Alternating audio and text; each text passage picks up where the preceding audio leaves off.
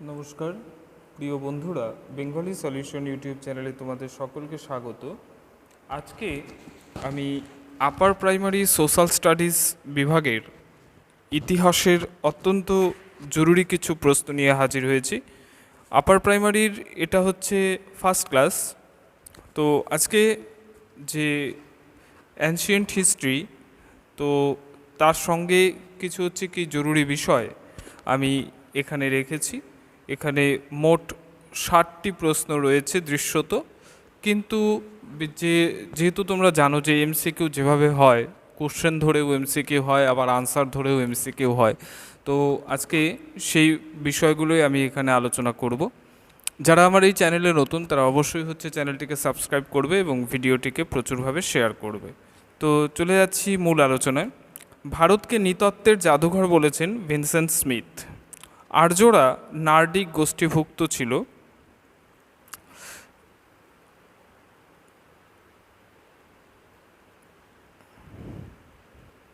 এরপর বৌদ্ধ সাহিত্যে ভারতকে জম্বুদ্বীপ বলা হয়েছে। প্রাচীন ভারতের প্রকৃত ইতিহাস গ্রন্থ হল কলহনের রাজতরঙ্গিনী। এটা অত্যন্ত ইম্পর্ট্যান্ট একটা প্রশ্ন, ঠিক আছে? এই প্রশ্নটা বহুবার বহু এক্সামে এসেছে, ঠিক আছে? তো রাজতরঙ্গিনী কিন্তু হচ্ছে আবার স্থানীয় ইতিহাস চর্চার ক্ষেত্রেও প্রথম গ্রন্থ, এটাও তোমরা মনে রাখবে। রাজতরঙ্গিনীতে কাশ্মীর রাজ্যের ইতিহাস বর্ণিত হয়েছে, ঠিক আছে? স্থানীয় ইতিহাস কেন বললাম, কারণ কলহন তার রাজতরঙ্গিনী বইতে কাশ্মীরের সামাজিক, সেই সময়ের রাজনৈতিক সমস্ত বিষয়কে তুলে ধরেছেন। তো ভারতবর্ষের স্থানীয় ইতিহাস চর্চার ক্ষেত্রে প্রথম গ্রন্থ হিসেবেও রাজতরঙ্গিনীকে দেখা হয়, ঠিক আছে? তো সেই জন্য হচ্ছে কি এই প্রশ্নটা অত্যন্ত গুরুত্বপূর্ণ একটি প্রশ্ন। এরপর অর্থশাস্ত্রের রচয়িতা হলেন কৌটিল্য, ঠিক আছে? যে কৌটিল্য, যে চাণক্য নামে আমরা তাকে চিনি, দ্বিতীয় চন্দ্রগুপ্তের অভিভাবক। তো সেই হচ্ছে কৌটিল্যের অর্থশাস্ত্র। যে অর্থশাস্ত্র আসলে কিন্তু যে টাকা পয়সা বিষয়ক কোনো বই নয়। অর্থশাস্ত্র হচ্ছে কি, অর্থশাস্ত্র হচ্ছে বিভিন্ন রাজনৈতিক এবং সামাজিক দেশ পরিচালনার যাবতীয় নীতি নিয়মের গ্রন্থ হচ্ছে এই অর্থশাস্ত্র, যেটা কৌটিল্য লিখেছিলেন। এরপর মহাভাষ্যের রচয়িতা হলেন পতঞ্জলি, ঠিক আছে? পতঞ্জলি একজন বিখ্যাত দার্শনিক, ভারতীয় দার্শনিক, ঠিক আছে? তো যে কি পতঞ্জলি যোগ দর্শনের প্রণেতা। তারপর বৌদ্ধদের দুটি উল্লেখযোগ্য গ্রন্থ হলো মহাবংশ আর দীপবংশ। এই দীপবংশ অত্যন্ত গুরুত্বপূর্ণ একটি বই, যেখানে যে সিংহল নিয়ে এবং সিংহলে বসে এই বইটি লেখা হয়েছে। জৈন ধর্মাবলম্বীদের দুটি বিখ্যাত গ্রন্থ হলো মেরুতুঙ্গ ও জৈন সূত্র। জৈন ধর্মাবলম্বীদের গুরুত্বপূর্ণ দুটি বই হলো মেরুতুঙ্গ ও জৈন সূত্র। এরপর বুদ্ধচরিত গ্রন্থের রচয়িতা হলেন অশ্বঘোষ। সোমেশ্বর এর লেখা দুটি বই হলো রাসমালা ও কীর্তি কৌমুদী। যেহেতু হচ্ছে কি যে সোশ্যাল স্টাডিজের ক্ষেত্রে বিশেষ করে প্রাচীন যুগ এবং মধ্যযুগ অত্যন্ত জরুরি, কারণ হচ্ছে কি যে এগুলো থেকে প্রশ্ন থাকবেই। হর্ষচরিত এর রচয়িতা হলেন যে বাণভট্ট, ঠিক আছে? বাণভট্ট কোন সময়ের কবি? সপ্তম শতাব্দীর কবি, ঠিক আছে? তারপর রামচরিতের রচয়িতা হলেন সন্ধ্যাকর নন্দী, ঠিক আছে? রামচরিতের রচয়িতা হলেন সন্ধ্যাকর নন্দী। আর রামচরিত মানস এর রচয়িতা হলেন তুলসী দাস, ঠিক আছে? এটা মনে রাখবে, অনেকে এই দুটো বইয়ের মধ্যে কিন্তু কনফিউশন তৈরি করো, তো সেক্ষেত্রে খুব ভালো করে এই দুটো বই পড়বে। গৌরবহ গ্রন্থটির রচয়িতা হলেন বাগপতি রাজ, ঠিক আছে? তারপর বিশাখ দত্তের লেখা নাটক হলো মুদ্রা রাক্ষস, ঠিক আছে? বিশাখ দত্ত ভারতবর্ষের একজন বিখ্যাত নাট্যকার, প্রাচীন ভারতের। চন্দ্রগুপ্ত মৌর্যের রাজসভায় সেলুকাস প্রেরিত গ্রিক দূত হলেন মেগাস্থিনিস, ঠিক আছে? খুব ইম্পর্ট্যান্ট প্রশ্ন। তারপর মেগাস্থিনিসের লেখা ভারত বিবরণের নাম হলো ইন্ডিকা। মেগাস্থিনিসের লেখা ভারত বিবরণের নাম হলো ইন্ডিকা। ফাহিয়েনের লেখা ভারত বিবরণের নাম হলো ফো কুওকিন। তারপর হিউয়েনসাং এর গ্রন্থের নাম হলো শি ইউকি। ইতিহাসের জনক বলা হয় হেরোডোটাসকে, অত্যন্ত ইম্পর্ট্যান্ট একটা প্রশ্ন। তারপর ভারতের প্রাচীনতম লিপি হলো সিন্ধু লিপি। চালুক্যরাজ দ্বিতীয় পুলকেশীর সভাকবি রবিকীর্তি রচিত একটি লিপি হলো আইহোল প্রশস্তি। দেখো যে এই কোশ্চেন থেকে 3টে এমসিকিউ আসতে পারে। চালুক্যরাজ দ্বিতীয় পুলকেশীর একজন হচ্ছে কি, যে সভাকবি কে ছিলেন? রবিকীর্তি। রবিকীর্তির হচ্ছে কি, যে শিলালিপির নাম কি? রবিকীর্তির শিলালিপি হলো আইহোল প্রশস্তি, ঠিক আছে। বা রবিকীর্তি হচ্ছে কার সভাকবি ছিলেন? দ্বিতীয় পুলকেশীর সভাকবি ছিলেন। আবার এমনও হয় দ্বিতীয় পুলকেশী কোন বংশের রাজা? চালুক্য রাজবংশের, ঠিক আছে। 4টা হয় এমসিকিউ। তারপর অশোকের শিলালিপির পাঠোদ্ধার কে করেছিলেন? জেমস প্রিন্সেপ হলো অশোকের শিলালিপির পাঠোদ্ধার করেছিলেন। এরপর অশোকের শিলালিপিগুলি লেখা হয়েছিল প্রাকৃত, ব্রাহ্মী ও খরষ্টি লিপিতে। খুব ইম্পর্টেন্ট প্রশ্ন। সাতবাহন রাজার কীর্তি বর্ণিত হয়েছে নাসিক প্রশস্তিতে, ঠিক আছে। আরেকটা হচ্ছে কি, যে সাতবাহন বংশের এই নাসিক প্রশস্তি লিপির রচয়িতা হলেন গৌতমীপুত্র সাতকর্ণী। হ্যাঁ, সাতকর্ণীর নাসিক প্রশস্তি।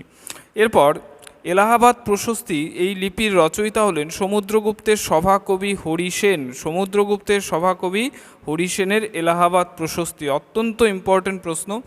কলিঙ্গরাজ খারবেল রচিত লিপি হলো হাতিগুম্ফা লিপি, ঠিক আছে। লিপিগুলো খুব ভালো করে পড়বে, কারণ এর আগে বহু এক্সামেই হচ্ছে এগুলো এসেছে। প্রত্নতাত্ত্বিক স্যার অরেলস্টাইন এশিয়া মাইনর অঞ্চল থেকে বোখাজকয় লিপি উদ্ধার করেছিলেন।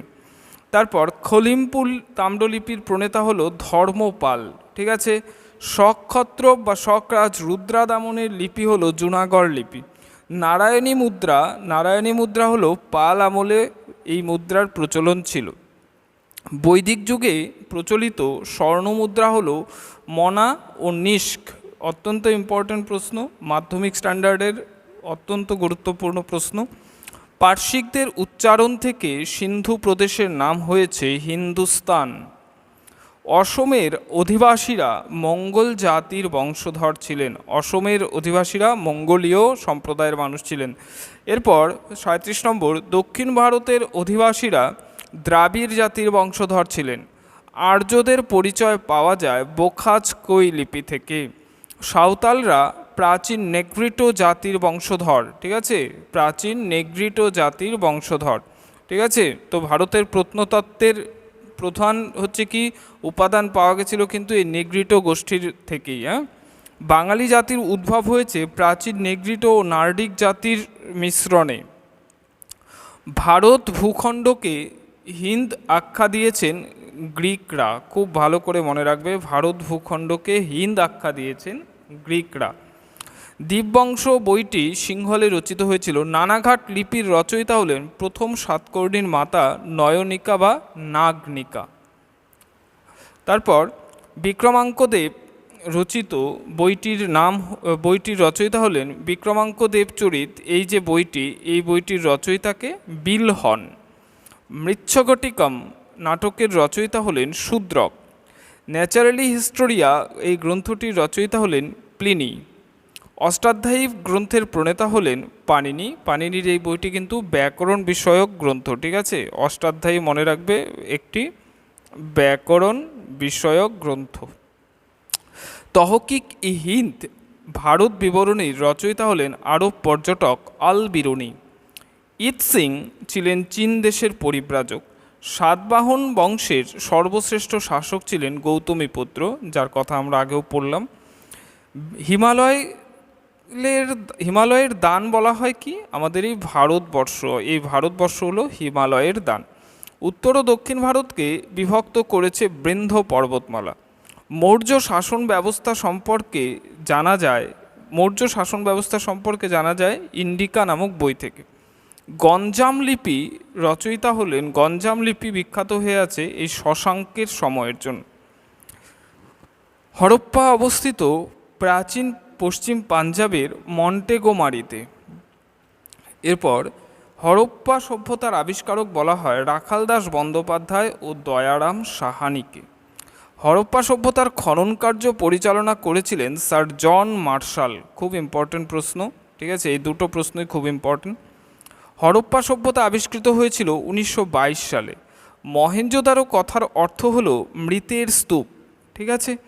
এরপর হরপ্পা সভ্যতায় লোহা ধাতুর কোনো প্রচলন ছিল না। তো এই ছিল আজকের দৃশ্যত 60টি প্রশ্ন, যার মধ্যে আরও অনেক প্রশ্ন লুকিয়ে আছে। তো তোমরা ভিডিওটিকে দেখো এবং আমার এই চ্যানেলে নতুন হয়ে থাকলে অবশ্যই চ্যানেলটিকে সাবস্ক্রাইব করো এবং প্রচুরভাবে শেয়ার করো, যাতে সকলেরই উপকারে আসে এই ভিডিওটি। ধন্যবাদ।